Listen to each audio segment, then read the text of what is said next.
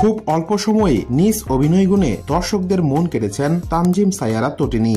ইতোমধ্যে বেশ কয়েকটি কাজ করে দর্শক মহলে প্রশংসা কুড়িয়েছেন তিনি। এবার প্রথমবারের মতো ওই ফিল্মে কাজ করতে যাচ্ছেন তটিনী। গত ২৬ জুলাই দেশের একটি গণমাধ্যমে খবরটি নিশ্চিত করেছেন অভিনেত্রী নিজেই।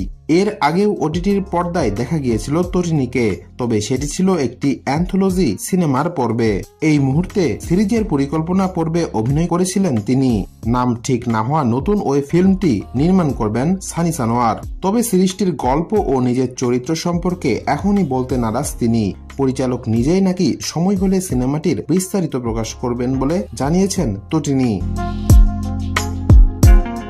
তিনি বলেন, আমি মনে করি যে কোনো কাজের শুরুটা ভালো কিছু দিয়ে হওয়া উচিত। কল্পনা দিয়ে ওটিটিতে পা রেখেছিলাম আমি। বেশ প্রশংসিত হয়েছে কাজটি। এর মধ্যে অনেক কাজের প্রস্তাব পেলেও করিনি, কারণ ওই ফিল্মে কাজের প্রতি আস্থা তৈরি না হলে করা ঠিক না, তাই এতদিন ওয়েবে কাজ করা হয়নি।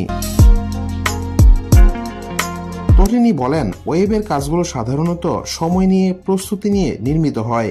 ভালো কাজের সুযোগ থাকে এখানে। নতুন সিরিজটির গল্প, চরিত্র ও নির্মাণের পরিকল্পনা শুনে ভালো কাজের বিশেষের জায়গাটি পেয়েছি, তাই রাজি হয়েছি।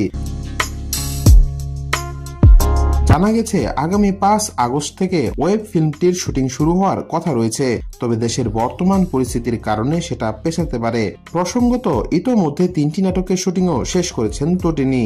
নাটকগুলো হলো রাফাত মজুমদার রিঙ্কুর ভালোবাসার আদরে, রুবেল হাসানের বউয়ের বিয়ে ও মাসিকুল আলমের নাম ঠিক না হওয়া একটি নাটক।